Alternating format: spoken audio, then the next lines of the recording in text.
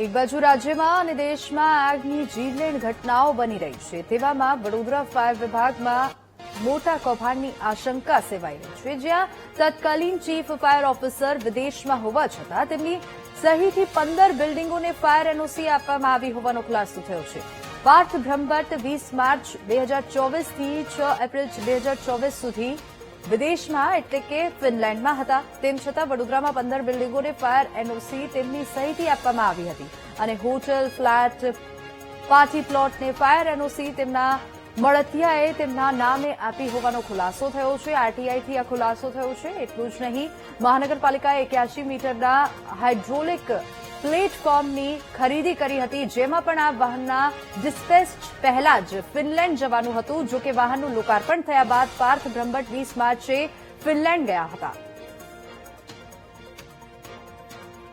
પાર્થ બ્રહ્મભટ્ટ 20 તારીખે વડોદરાથી મુંબઈ જાય છે, 20/3/2024 ના રોજ. 21 તારીખે લુફાન્સા એરલાઇન્સની ફ્લાઇટમાં ફ્રેન્કફર્ટ જાય છે અને ફ્રેન્કફર્ટથી પછી ત્યાંની બીજી ફ્લાઇટથી ફિનલેન્ડ પહોંચે છે. આ પ્રમાણેના પુરાવા છે. તો એણે 22 તારીખે ટ્રેનિંગ પૂરી કરી દીધી, એ પ્રમાણેનો રિપોર્ટ મૂક્યો છે અને આ પીરિયડની અંદર એના મળતિયા મૂકેલા સબ ફાયર ઓફિસરો અહીંયા ગાડી વડોદરા શહેરમાં 23 એનઓસી ઇસ્યુ કરે છે. એ 23 એનઓસીના અમારી પાસે ઓરિજિનલ પુરાવા છે. એના માણસો જાય છે. વડોદરાના તત્કાલીન chief fire officer Parth Brahmbhatt ફરીવાર વિવાદમાં આવ્યા છે, કારણ કે 81 મીટરની જે આ ક્રેન છે જ્યારે ખરીદવામાં આવી ફિનલેન્ડથી, એ પહેલા એમને ત્યાં જવાનું હતું વિઝિટ કરવા, પરંતુ આ જે વાહન છે અહીંયા ગુજરાત આવી ગયું ત્યારબાદ એમને વિઝિટ કરી.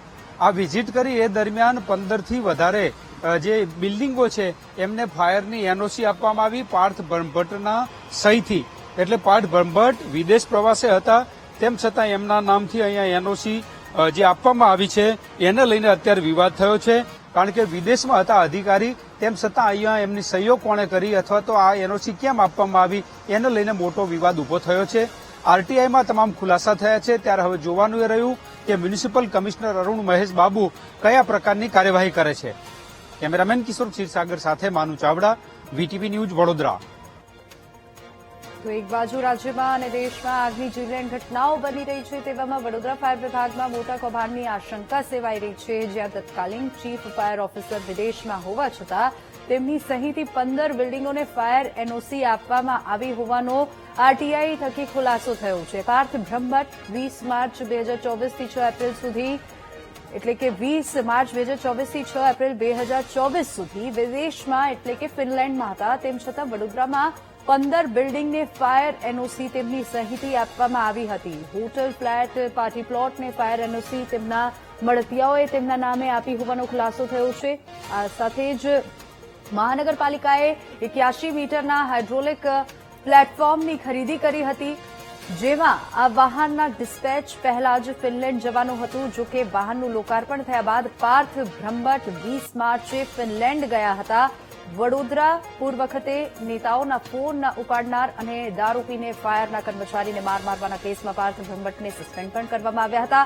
અગાઉ કરોડો રૂપિયાના વાહન ખરીદીમાં કૌભાંડ અને વાહનના નામે વિદેશ પ્રવાસમાં જઈને પણ ફાયર એનઓસી આપવાના પુરાવા બોલે છે કે ફાયર વિભાગમાં ખૂબ મોટું કૌભાંડ ચાલી રહ્યું છે, જેને લઈને હવે વિવાદ સર્જાયો છે. ફરી એકવાર વિવાદોના ઘેરામાં સપડાયા છે પાર્થ બ્રહ્મભટ્ટ. વડોદરા ફાયર વિભાગમાં મોટા કૌભાંડની આશંકા સેવાઈ રહી છે. તત્કાલીન ચીફ ફાયર ઓફિસર વિદેશમાં હોવા છતાં તેમની સહી થઈ રહી છે. તેમની ગેરહાજરીમાં ફાયર એનઓસી આપવામાં આવી રહ્યું છે.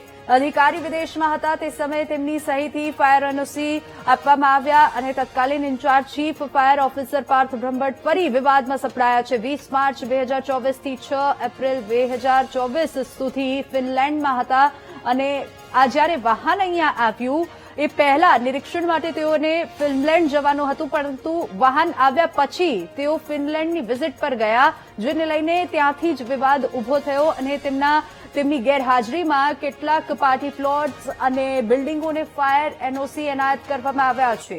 તો વડોદરા ફાયર બ્રિગેડની ગંભીર બેદરકારી સામે આવી છે અને મોટા કૌભાંડની આશંકા સેવાઈ રહી છે. તત્કાલીન ચીફ ફાયર ઓફિસર વિદેશમાં હોવા છતાં અધિકારી વિદેશમાં હતા તે સમયે તેમની સહીથી ફાયર એનઓસી આપવામાં આવ્યા છે.